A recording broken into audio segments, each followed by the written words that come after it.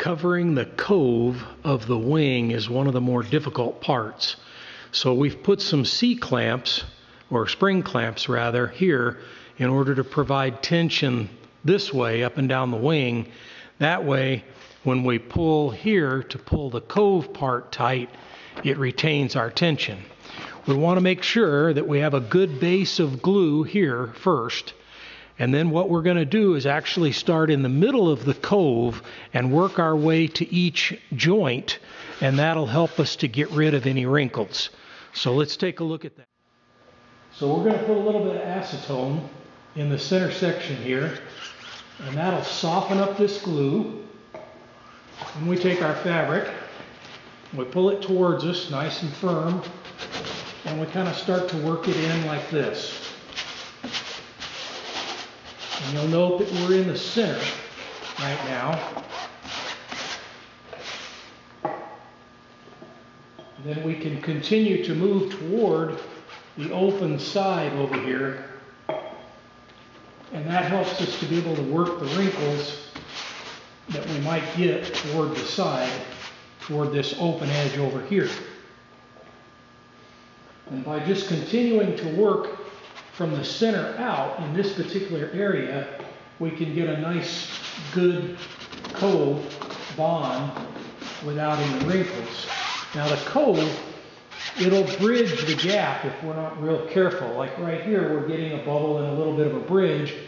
So we'll put a little acetone in there while things are still pretty soft, and we can work that wrinkle out, or work that bubble out rather, I should say. Okay, so now we're going to continue to work. We're just sticking some acetone underneath to kind of soften that glue up a little bit. And then we'll pull down and work it into the cove. And continue to work again toward the outside edge so that we can push those wrinkles, any wrinkles that we might get, to the outside. One more time. Okay, and this is again using the airtec glue.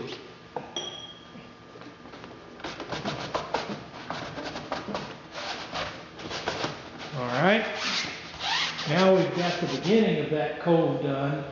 Now we go over the top with acetone again. This is going through the fabric, and now it softens up the glue, and we can just kind of use our fingers to push it into the glue and make sure that we get a nice bond there with no air bubbles and no wrinkles. And we'll get a nice smooth cove. Now that we have the cove pretty well anchored down, we're going to put a layer of glue right along the edge. Again, kind of using our fingers to smooth it down right against the edge. And we're not tucking under, we're just making sure that we've got it glued really carefully right to this bottom edge of the cove, or actually that'd be the top edge.